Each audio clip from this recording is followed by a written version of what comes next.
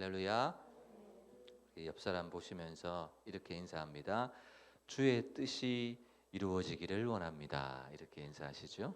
주의 뜻이 이루어지기를 원합니다. 네. 오늘 설교의 제목도 주의 뜻대로 이루소서, 이런 제목으로 여러분들과 말씀을 나누도록 하겠습니다. 오늘 말씀을 이해를 하기 위해서는 19장 21절의 말씀을 다시 한번 봐야 될 것 같습니다. 19장 21절 화면에 나오거든요. 화면을 한번 보시면서 읽겠습니다. 시작. 이 일이 있은 후에 바울이 마게도냐와 아가야를 거쳐 예루살렘에 가기로 작정하여 이르되 내가 거기 갔다가 후에 로마도 보아야 하리라. 바울은 어떤 계획을 가지고 있습니다. 근데 이 19장 21절의 계획은요, 경영은 바울 자기에게서 주어진 경영 계획이 아니라 성령이 주신 성령 안에서의 경영이고 계획입니다. 마게도냐 아가야를 거쳐 예루살렘에 가기로 딱 작정을 했어요. 그죠? 그리고 결국은 어디까지 바라보고 있느냐 하면 로마까지를 바라보고 있거든요. 여러분 사도행전 1장 8절의 말씀 기억을 하시죠? 오직 성령이 너에게 임하시면 예루살렘과 온 유대와 사마리아를 지나서 땅끝까지 로마까지를 딱 가야 되는 거예요. 그것이 누구의 계획이고 누구의 뜻이고 누구의 생각이에요? 하나님이 가지고 계시는 생각, 계획, 뜻, 경영이고, 그리고 이 하나님의 뜻과 경영을 이루기 위해서 누구를 부르신 거예요? 사도 바울을 부르신 거예요. 하나님은 참 사람을 잘 부르신 것 같아요. 만약에 여러분, 하나님은 다양한 사람들을 부르고 쓰시잖아요. 그런데 이 일에 있어서는 사도 바울만큼 적합한 사람이 없어요. 왜냐하면 마음을, 생각을 손바닥 뒤집듯이 너무너무 잘 뒤집는 사람들이 있잖아요. 근데 그 사람은 하나님이 쓰실 수 없어요. 그 사람에 따라서 인격과 성품과 성향과 성격이 다 다르잖아요. 바울은 사도행전 1장 8절에 하나님의 경영을 이루기 위해서는 가장 적합한 그런 성품, 성향을 가지고 있는 것 같아요. 바꾸는 것이 없잖아요. 하나님의 부르심이다, 뜻이다 딱 생각하면 꺾이지를 않아요. 끝까지 자기의 길로 걸어가는. 22절부터 볼게요. 보라, 이제 나는 성령에 매여 성령의 뜻에 매여 있어요. 예루살렘으로 가는데 거기서 무슨 일을 당할는지 알지 못하노라. 거기서 무슨 일을 당할는지 알지 못한단 말은 거기서 내가 당할 일을 나는 하나도 모른다, 그 말이 아니에요. 어떻게 어떤 방식으로 내가 고난을 당하고 위험을 당하고 어려움을 당할는지는 모른다는 거예요. 그렇지만 분명한 건 뭐예요? 고난이 있고 어려움이 있고 환난이 있다는 사실은 알고 있어요. 그렇지만 24절, 내가 달려갈 길, 주 예수께 받은 사명, 곧 하나님의 은혜의 복음을 전하는 일을 마치려 하면은 나의 생명조차도 아끼지 아니한다. 이런 고든 마음을 사도 바울은 가지고 있기 때문에 하나님이 사도 바울을 쓰시는 것 같아요. 선교 여행할 때마다 사도 바울에게, 그리고 바울 일행에게는 위협이 있었습니까? 없었습니까? 할 때마다 있었어요. 지금만 있는 것이 아니라 1차 때도 있었고 2차 때도 있었고 3차 때도 있었고 계속 있어요. 하나님이 사도 바울을 부르시고 사명을 주시고 또 성령에 매여 있으면 형통하고 평안하고 길이 고속도로처럼 잘 열려야 될 것 같은데 그렇지 않은 거예요. 하나님이 보여주신 길 위에 서 있음에도 불구하고 뭐가 있어요? 고난과 위험과 어려움은 항상 존재하는 거예요. 여러분들 인생에 지금 서 계신 길 위에 어떤 목적과 방향을 향해서 걸어가는 길 위에 고난이 없습니까? 있죠. 장애물 없습니까? 있죠. 그러니까 고난이 있고 장애물이 있고 환난이 있고 그렇다고 해서 하나님의 뜻이 아닌가요? 그렇게 이해할 수 없는 거예요. 사도 바울의 전도 여행 가는 길에는요, 항상 위기가 있었어요. 그런데 이제까지는 그 위기와 어려움이 어떻게 다가왔는가 하면 외부의 공격으로 다가왔어요. 유대인들이 죽이려고 하고 핍박하고, 그죠? 여러 성에서 돌을 치려고 하고, 이런 방법으로 외부의 공격으로 사도 바울에게 위협을 가해 왔다고요. 근데 오늘 말씀에서 보면 이제 위협의 성격이 조금 바뀌어요. 이제는 우리 편이 아닌 사람에게 위협을 받았다면 이제는 같은 편인데, 우리 편인데, 외부의 공격은 막 죽이려고 하고 해하려고 하고 핍박하는 것으로 나타났는데, 이제는 같은 편인데, 제자들인데, 교회 안에 있는 지체들인데 따뜻한 사랑의 말로, 아끼는 마음으로 사도 바울을 위해 주는 거예요. 오늘 말씀해 보면 성령의 감동으로 바울을 아껴서 하는 말이에요? 아니면 아끼지 않는 거예요? 진심으로 아껴서 하는 말이에요. 그리고 성령의 감동으로 예루살렘으로 들어가지 말라고 하는 거예요. 그리고 가이사랴에서는 빌립의 집에 들어가니 딸 4명이 있잖아요. 딸 넷이 뭐 하는 사람이었습니까? 예언하는 사람이었다라고 얘기하죠. 이 딸 4명을 언급하는 이유가 뭐예요? 이 딸 넷도 뭐 했어요? 예언했다고요. 성경은 기록하고 있지 않지만 문맥상 예언하는 딸 넷도 무엇을 예언했을까요? 두로에서 제자들이 한 것과 똑같은 성령의 감동으로 사도 바울 당신 예루살렘에 올라가면 뭘 받아요? 결박을 당하고 붙잡히고 환난을 당하고 핍박을 당할 것입니다. 이렇게 예언하는 거예요. 그리고 아가보라 하는 선지자도 와서 뭐라고 합니까? 퍼포먼스를 하는 거예요. 이 바울의 띠, 이 통으로 싼 옷이죠. 그 허리띠를 가지고 손으로 묶어 가지고 예루살렘에 올라가면 이 띠의 주인이 묶일 것입니다. 핍박당할 것입니다. 고난당할 것입니다. 이런 진정으로 사도 바울을 아껴서 올라가지 못하도록 성령의 감동으로 말해주는 거예요. 이전까지는 외부에서 사도 바울의 대적이 막 죽이려는 공격을 했는데, 지금은 제자들이 같은 편인 예언하는 자들이, 선지자가 와서 올라가지 못하도록 막아요. 애정 어린 감정으로 사도 바울의 마음을 어렵게 하는 거예요. 본문 13절에 보면 여러분이 어찌하여 울어 내 마음을 상하게 하느냐. 사도 바울의 같은 일행들이, 제자들이, 선지자가, 예언하는 딸들이 울면서 사도 바울이 너무 사랑스럽고 존경하고 애정 어린 마음으로 가지 말아라 이렇게 하는 거예요. 그 정도 되면 좀 생각을 바꿀 만도 하고 고려해 볼 만도 하잖아요. 그런데 그러지 않는 거예요. 그러니까 로마까지 간 거 아니겠습니까? 그랬기 때문에 성경, 그 신약 성경에 13권이나 되는 성경을 기록하지 않았겠습니까? 그러니까 하나님의 부르심은 후회함이 없는 부르심인 것을 알 수가 있습니다. 자, 오늘 본문을 한번 보겠습니다. 1절부터 3절까지는 지도를 통해서 한번 보겠습니다. 우리가 지난 20장에는요, 밀레도에서 사도 바울이 에베소 장로들을 불러다가 고별 설교를 했습니다. 왜냐하면 예루살렘에 절기에 맞춰서 빨리 가야 되기 때문에 사도 바울이 에베소까지 갈 시간적인 여유가 없었기 때문에 밀레도에서 에베소 장로들을 불러서 교회의 바통, 사명의 바통을 넘겨주면서 너희도 나처럼 똑같이 해라 하고 이제 배를 타고 왔습니다. 그래서 오늘 읽었던 말씀을 보면 고스라는 섬을 지나고 로도라는 섬을 지나고 바다라, 저기 지역 이름이에요. 구브로 섬을 왼쪽 편으로 두고 쭉 이동을 해서 두로에 이르고 돌레마에 이르고 가이사랴에 이르는 이런 여정들의 설명이 1절부터 3절까지의 설명이에요.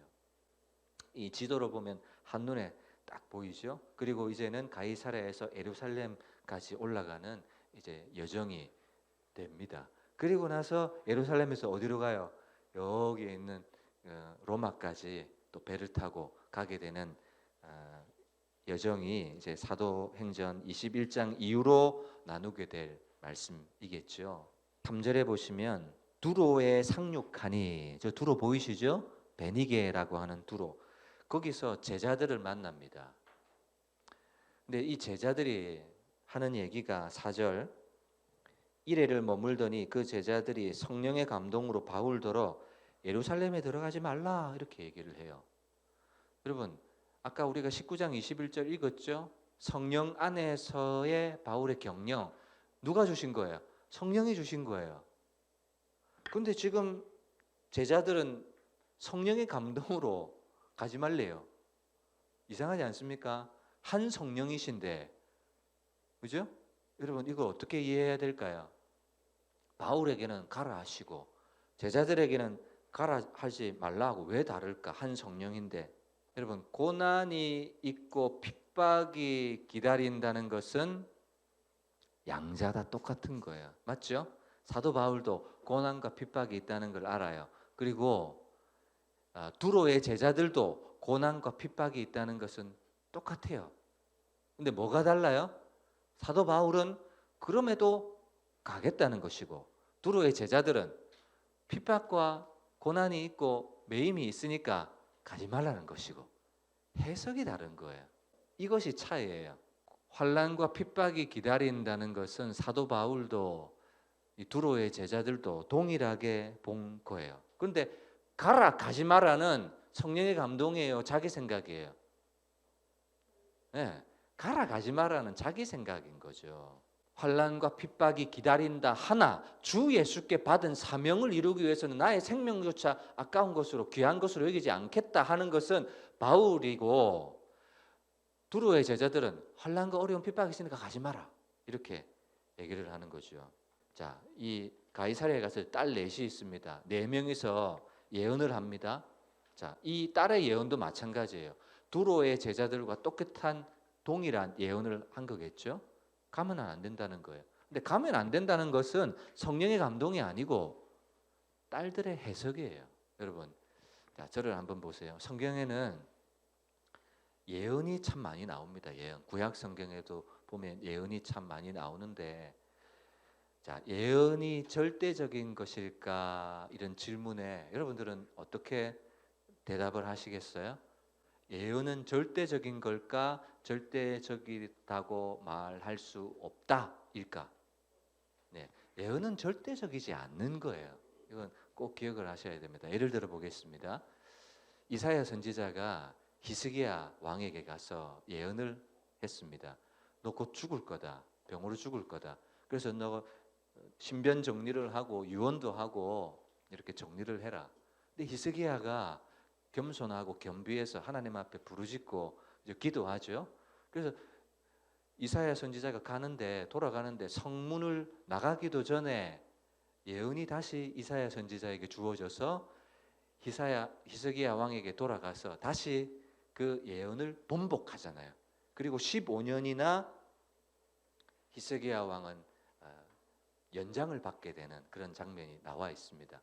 예언을 주어졌으면 그것이 그냥 곧바로 직행해서 이루어져야 되는데 이 예언의 말씀도 절대적으로 그 성취가 되는 것이 아니라 변동이 될 수 있다는 여지를 보여주고 있어요.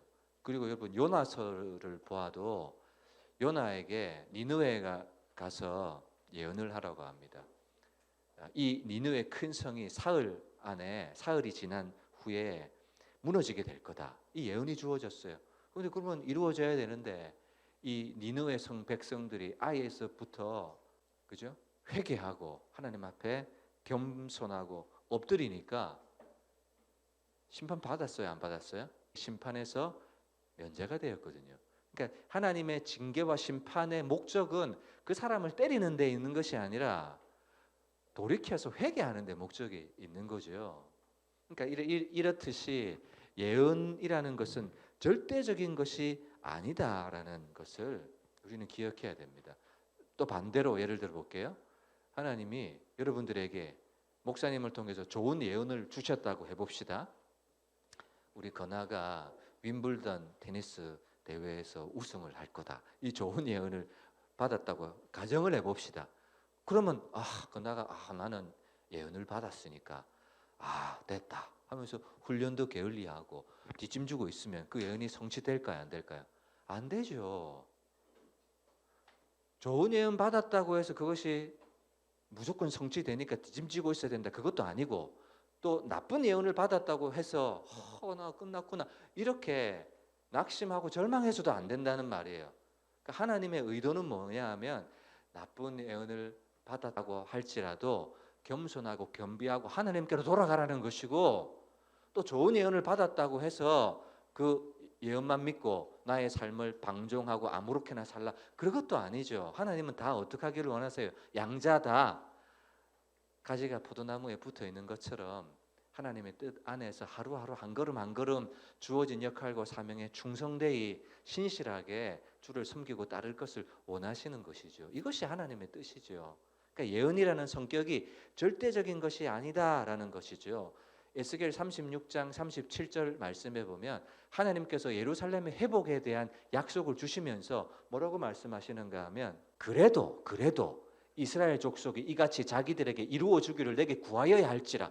뒤짐지고 있다고 예루살렘의 회복을 하나님이 약속해 주셨으니까, 회복 약속해 주셨으니까 이루어질 거야, 괜찮아, 그냥 쉬어, 이게 아니라 그래도 너희들이 주 여호와 앞에 이루어지기를 간절히 기도해야 되는 이 태도, 이 영적인 자세를 이제 요청하고 있는 것이죠. 그렇죠? 그리고 이렇듯이 예언이라는 것은 절대적일 수가 없어요. 또 하나 위험성이 있는 것은 뭔가 하면, 예언을 하는 사람 역시도 뭐가 있어요? 오류투성이고 허점투성이에요. 선교사든 목사든 혹은 뭐 장로님, 권사님, 하나님께서 성령으로 붙잡아서 쓰시는 사람들이 있지 않습니까? 그 사람들이 기도하는, 그리고 가르쳐주는, 그리고 건네주는 하나님의 말씀이라고 주어지는 것들이 절대적인가? 절대적이지 않은 거예요. 우리는 그건 뭐 해야 돼요? 참고하고 고려해야 될 수는 있겠지만 그것을 절대적으로 받아가지고 절대적으로 탁 선택한다, 그럴 수는 없는 거예요. 여러분, 목회 상담이라는 것이 있습니다. 목회자가 상담하는 거죠. 여러 상담이 있어요. 그러면 목회자는요, 이겁니다. 일로 가세요. 이건 목회 상담 아닙니다. 올바른 목회 상담은 뭡니까? 결국은 누가 선택을 하고 결정을 해야 돼요? 목회자가 결정하고 해답을 내고 이게 답이니까 자, 봤지? 여기로 가. 일로 안 가면 안 돼. 이건 목회 상담이 아니에요. 이거 위험한 거예요. 목회 상담이라는 것은 성경을 통해서 이런 경우에는 이런 길이 있었다, 이런 경우에는 또 저런 길로 있었다, 지금 너의 상황은 이런 상황이다라는 객관적인 사실들을 서로 공유한 다음에, 야, 네가 일로 가는 것이 좋을까? 일로 가는 것이 좋을까? 목사님 생각에는 이런 생각이 드는데 너는 어떤 생각이 들어? 결국에는 그리고 누가 결정을 하는 거야? 그죠? 그 사람이 결정하는 거예요. 그리고 교회에서 결정을 하고 선택을 할 때는 누가 결정하는 거야? 목사님이? 아닙니다. 목사님이 결정하는 게 아니에요. 각 교단들마다 뭐가 있어요? 장로교는 장로님들이 있어서 노회나 그 회의하는 의결 기관들이 있습니다. 침례교 같은 경우도 의결 기관이, 목회협력위원회라는 의결 기관이 있어서 그 회의를 통해서 결정을 하고 하는 거죠. 목사님은 보고 여러분들은 못 보기 때문에 목사님이 본 길대로 무조건 가야 된다, 그게 아니에요. 각 사람이 하나님의 인도를 받고 조명을 받아서 각 사람이 선택을 하는 것이고, 목사님은 단지 뭐 할 뿐이에요. 객관적으로 말씀을 보여주고 상황을 함께 공유하고 쉐어하는 것은 가능하지만 이겁니다 라고 딱 해답을 줄 수는 없다는 것을 여러분들이 기억하셔야 될 것입니다. 그러니까 예언은 절대적이지 않다라는 것 기억을 해야 되죠. 하나님과의 신선한 만남 말씀을 통해서 보았을 때도 뭐였어요? 오직 기준은 무엇이었습니까? 하나님의 말씀, 성경. 어저께나 오늘이나 동일하신 예수님의 모습을 보면서 오늘 우리에게도 동일하게 적용할 수 있잖아요. 엠마오로 가는 두 제자들에게, 베드로에게, 도마에게, 가룟 유다에게 행하셨던 그 하나님이 오늘 우리의 삶 가운데도 동일하게 적용하면서 객관적으로 적용해가면서 이제 우리의 길을 선택하는 것이죠. 그래서 바울은요, 고난과 환난과 핍박, 매임이 있다는 것을 알았어요. 바울은 그걸 봤어요. 바울에게는 그것이 어떻게 들렸냐면, 그래도 네가 갈래? 이거예요. 그래도 네가 가려느냐? 하나님은 그렇게 보여주신 것이고, 다른 제자들에게는 뭐예요? 환난과 핍박 그거 똑같이 있다는 거 알았어요. 근데 그래도 당신 가겠습니까가 아니라 그거 가면 안 돼. 환난과 고난 핍박 이건 피해야 돼. 그러니까 아끼는 마음으로 가지 말라고 하는 거죠. 우리 인생에 발목을 잡는 요소들이 있습니다. 장애물이 있고 분명히 내가 하나님의 뜻 안에서 발견한 목적이 있고 사명이 있고 부르심이 있는데 그게 잘 풀려지면 좋을 텐데 그렇죠? 걸리는 돌이 되고 돌을 만날 때가 있고 풍랑을 만날 때가 있습니다. 그렇다고 해서 여러분 이게 내 길이 아닌갑다 그렇게 생각해서는 안 돼요. 자, 사도 바울이 고난과 환난 핍박이 기다린다고 하는 것을 알았습니다. 안 갔다고 해보세요. 바울이 오래 살았을까요? 아니죠. 유대인들은 더 빨리 죽이려고 했을 거예요. 오히려 매이니까 누구의 보호를 받게 되냐면 로마의 군인들의 호의를 딱 받게 돼서 누구도 바울을 죽이지 못하게 하는 거예요. 그리고 로마까지 가는데 차비가 얼마나 들고 또 양식도 필요하잖아요. 근데 호위대에서 포로로 잡혀가니까 군인들이 지켜주죠. 양식도 주죠. 더 빨리 가게 되는 거예요. 더 빨리. 환난, 핍박, 매임 피하려다가 더 빨리 죽는 일을 만난다고요. 무슨 말인지 아시겠습니까? 이게 딱 깨달음이 오셔야 돼요. 내가 이거 피해야 되겠다. 환난 있고 어려움 있으니까 피해야 되겠다. 그걸 피해 보세요. 그러면 더 빨리 갈까요? 안 가요. 찬송가 몇 장입니까? 373장. 고요한 바다로라는 찬송이 있는데요. 그 2절의 가사에 보면 큰 물결이 일어나 나 쉬지 못하나 이 풍랑으로 인하여 더 빨리 갑니다. 바울은 제자들은 가이사랴의 이 선지자 아가보도 마찬가지예요. 여러분 아가보 선지자가요 헛다리 선지자가 아니에요.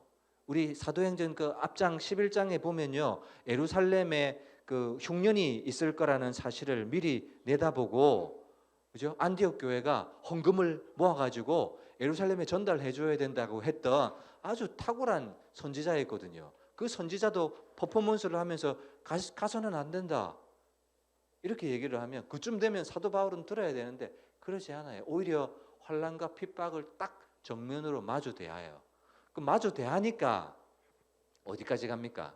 로마까지 가는 거예요. 안 가보세요. 로마까지 갔을까요? 로마 가기 전에 뒤져요. 로마까지 가기 전에 죽는다고요. 바울을 죽이려고 하는 사람이 얼마나 있는데 외부의 대적들이 얼마나 있는데 사도행전 뒷장에 가면요 포로가 되어서 로마까지 가요. 그런데 276명을 태운 배를 타고 가는데 풍랑을 만나요. 유라굴로라는 거대한 태풍을 만나요. 태풍. 여러 날 바다 위에서 표류를 하다가 죽을 똥살똥 만나게 된 섬이 있는데 구사일생으로 멜리데라는 섬에 도착을 해요. 멜리데인 것을 당신은 몰랐어요. 그냥 가서 목숨을 구제하고 보니까 이곳이 눈 떠 보니까 어디였어요? 멜리데였던 거예요. 여러분 풍랑을 만나면 반대편으로 돌아왔던 저기 반대편 예루살렘으로 다시 밀려올 수도 있고 또 저 먼 편 저 스페인 쪽으로도 갈 수 있고 다른 데로 갈 수도 있는데 멜리데는 어디였는가 하면 로마 바로 밑에 있는 섬이었거든요. 그러니까 풍랑을 만나서 더 빨리 간 거예요. 환난과 핍박 그거 안 피하고 딱 정면으로 내디드니까 하나님이 안전하게 로마까지 호송시켜 주시는 동일하게 본 것은 맞지만 제자들은 그거 어려우니까 피해야 돼.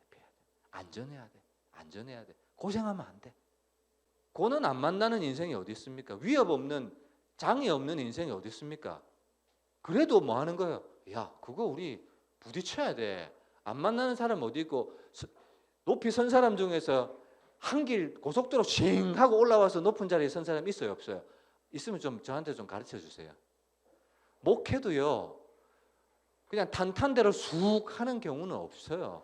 하도 말리니까 지금 사도 바울이 들어요, 안 들어요? 안 들어요. 그래서 13절 바울이 대답하되 여러분이 어찌하여 울어 내 마음을 상하게 하느냐 하면서 이 자신의 각오를 딱 하니까 14절 같이 읽을게요. 시작.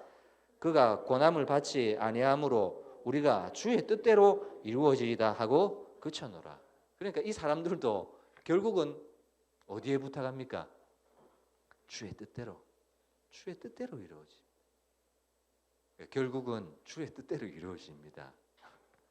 사도 바울이 환난과 핍박이 기다린다는 사실을 알았어요. 성령 안에서 자기의 계획과 사명을 이루기 위해서는 탄탄대로가 기다려 있지 않다는 사실을 알았어요. 그리고 그 길 위에, 사명의 길 위에 섰을 뿐인데 하나님은 사도행전 1장 8절 이루어지게 하시고 자기를 부르신 목적이 이루어지게 하시고 더 빨리 가게 하시고 안전하게 가게 하시고, 그리고 사도행전 제일 마지막에 가면 사도 바울이 뭐 하고 있어요? 계속해서 하나님 나라의 복음을 전하면서 사명을 감당하고 있는 그 길, 결국은 하나님께서 세워주신 길에 딱 서 있는 모습으로 끝이 나잖아요. 여러분들도요, 편한 길 찾지 마세요. 고난 없는 길 찾지 마세요. 그게 바른 길이 아니에요. 고난이 있느냐 없느냐, 환난이 있느냐 없느냐, 핍박이 있느냐 없느냐, 그것을 따라 살지 말라는 거예요. 뭘 따라가야 돼요? 사명을 따라가고 부르심을 따라갈 뿐이에요. 사도 바울은 지금 어떻게 따라가요? 성령께서 보여주신 경령을 따라갈 뿐이에요. 환난이나 핍박이 그것이 중요한 것이 아니라 결국은 사명의 길 위에 딱 서서 자기의 길을 걸어가고 있는 거예요. 소명의 길을 걸어가고 있는 거예요. 그것이 더 빨리 가는 길이라는 것을 저와 여러분들이 꼭 기억했으면 좋겠습니다. 비바람 있고 먹구름 있고 고난 있고 장벽 만나고 위기는 항상 있어 왔고요. 그러니까 지금 예언하는 사람들도 거기까지만 말했어야 되는 거예요. 환난 핍박 기다립니다. 거기까지만 하는 거예요. 예언은, 목회 상담은. 그리고 당신이 성령 안에서 결정할 것입니다. 이렇게 해야 되는데 제자들은 있습니다 라고 거기까지만 얘기하는 것이 아니라 그러니까 가면 안 돼요 이렇게 하는 거예요. 이 상담을 잘못하는 거예요. 그러니까 많은 사람들이 뭐가 싫은 거예요? 두려움과 고난과 고생과 환난, 핍박, 매임, 이게 싫은 거예요. 어찌 보면 당연하죠. 그거 좋아하는 인생이 어디 있겠습니까? 근데 누가 하고 싶은 말은 그거예요. 그럼에도 사도 바울은 사명을 쫓아갔다. 사명을 쫓아갔다. 교회도 인생도 사명을 쫓아가야지 다른 것 바라보면서 사명을 놓쳐서는 안 된다. 그 얘기를 누가는 하고 싶었던 것 같아요. 사명자는요, 절대로 뭘 안 해요? 포기를 안 해요. 고난에 흔들리지 않아요. 자, 내가 나는 이걸 해야 되겠다 하고 걸어갑니다. 고난이 있고 환난을 만나요. 그런데 그것이 자기에게 사명이고 하나님 부르신 것이 분명하다. 그러면 흔들릴까요? 안 흔들릴까요? 안 흔들려요. 흔들리지 않아요. 결국 뒤돌아서는 이유는 뭐예요? 흔들리니까. 뭐가 흔들려요? 부르심이 흔들리니까. 사명이 흔들리니까. 이건 내 사명이 아닌가 보다. 흔들리니까 뒤돌아서는 거죠. 그런데 흔들림 없는 사람은 끝까지 가요. 그냥 주구장창 가요. 그냥 한 길로만 가요. 그게 사명자예요. 저는 사도 바울이 품었던 이 사명, 여러분들도 사명이 있는 사람은요, 한 길 곧은 길을 걸어갑니다. 유턴이 없어요. 돌아가는 길이 없어요. 저는 교회가 세워지는 길도 동일하다고 생각합니다. 고난이 있고 어려움이 있지만 포기하지 않죠. 그냥 그 길 위에 서서 사도 바울에게는 딱 보여주면서 너 준비해라. 너 예비하고 딱 있어. 미리 준비시키는 거예요. 바울에게는. 그래서 바울은 그 예언을 들으면서 그래 기다리지만 나는 사명이 있으니까 포기하지 않으리라 이런 마음을 가졌는데 다른 제자들은 바울을 아끼니까 그죠? 얼마나 소중한 사람이에요. 그러니까 애정어린 마음을 표현한 것인데 사도 바울에게 있어서는 그 마음이 힘든 거죠. 어찌하여 내 마음을 상하게 하느냐. 두로의 제자들에게는 그런 책망의 말을 안 했어요. 근데 가이사랴에 온 제자들은 책망을 하죠. 우리 한 절만 보고 말씀 마무리하겠습니다. 12절 우리가 그 말을 듣고라고 하죠. 우리는 누구예요? 21장 1절을 보세요. 우리가 그들을 작별을 하고 하죠. 우리가는 누구예요? 지금 사도 바울 함께 선교 헌금을 가지고 함께 동행하는 사람들이 있죠. 누가도 지금 동행하고 있죠. 이 8명의 사람들이 동행하고 있거든요. 두로의 제자들이 성령의 감동으로 예루살렘에 들어가지 말라 할 때는 이 8명의 사람들이 아무 말 안 했어요. 아무 말 안 했어요. 그런데 아가보라는 이 유력한 선지자가 와서 퍼포먼스까지 하면서 가지 마라 할 때는 12절 우리가 그 말을 듣고 그곳 사람들과 더불어 바울에게 예루살렘으로 올라가지 말라 권하는 거예요. 그러니까 이 8명의 사람들은 이런 거죠. 사도 바울 당신은 가지 마세요. 그냥 우리가 가서 헌금 전달해주고 할 테니까 이런 거예요. 그러니까 8명의 사람들은 처음에는 말리지 않다가 아가보라는 사람이 유력한 사람이 얘기를 하니까 가지 말라고 적극 반대하고 권하는 이런 모습. 그럼에도 바울은 자기의 길을 걸어가고 있는 사람. 저도 참 결정력 장애인 것 같습니다. 아마 여러분들도 그렇죠? 결정력에 장애가 있는 사람은 예언에 휘둘리기가 쉬워요. 예언은 참고하고 고려할 뿐이에요. 결국은 뭐 해야 돼요? 말씀 안에서 성령의 인도 안에서 개개인이 여러분 개개인이요. 목사님의 말씀도 조언도 여러분 귀담아 들어야 됩니다. 그죠? 그거를 무시하고 마음대로 하라는 말이 아니에요. 근데 그것도 내가 중요하게 고려해야 될 바이지만 그것이 해답이라고 생각해서는 안 돼요. 각 사람이 하루하루 나는 포도나무에 놓이는 가지라 그가 내 안에 내가 그 안에 거하면 사람이 열매를 많이 맺나니 나를 떠나서는 너희가 아무것도 할 수 없습니다. 각 사람이 그리스도께 붙어 있어야 돼요. 붙어 있었던 건 똑같아요. 그런데 이제 가지 마라는 성령의 감동이 아니었다. 이런 사실 여러분들이 기억했으면 좋겠습니다. 풍랑, 고난, 환난 여러분 겁내하지 마세요. 두려워하지 마세요. 중요한 건 흔들리지 않는 나의 사명이 있는가 그거예요. 사명자는요 풍랑 만나도 가요. 사도 바울 보면 알잖아요. 풍랑 만나도 가요. 그리고 풍랑이 더 빨리 가게 하는 거예요. 여러분들에게도 여러분들에게 있는 장애와 방해, 풍랑이 여러분들을 목적지로 빨리 가게 하는 그런 은혜가 있으시기를 주님의 이름으로 축복합니다. 예루살렘으로 올라가는데 환난과 고난과 핍박과 매임이 기다린다 하는데 어떤 마음이었을까요? 두려움이 전혀 없었을 거라고 저는 생각하지 않습니다. 그의 마음속에는 그래도 내 사명이지. 살고 죽는 것은 하나님 손에 있는 거지. 그냥 나는 사명대로 가야 되겠다. 살든지 죽든지 주님 뜻대로 하소서. 하나님 주신 사명대로 저는 가겠습니다. 라는 것이죠. 여러분 인생길에 눈물이 있습니다. 그런데요. 그 눈물의 의미를 바르게 해석할 수 있어야 돼요. 눈물 흘리니까 끝났구나. 나는 아니구나. 나는 끝이구나. 이렇게 해석하면 안 되죠. 눈물의 의미가 뭡니까? 우리가 2절은 고백하지 않았지만 주님도 때로는 울기도 하셨네. 여러분 예수님도 우셨어요. 예수님도 고난과 그죠? 십자가의 어려움을 참음으로 우리를 구원하셨잖아요. 고난 핍박 피하려고 하지 마시고요. 여러분 사명을 붙드세요. 그게 사는 길이에요. 그게 더 빨리 가는 길이에요. 사명이 없는 인생은 뭘 따라가요? 형편을 따라가요. 물질을 따라가요. 그러다가 엎드려지는 거예요. 부르심을 따라가고 사명을 따라가고 그걸 따라가야죠. 이 시간에 기도하실 때 하나님 사명을 따라가게 해주세요.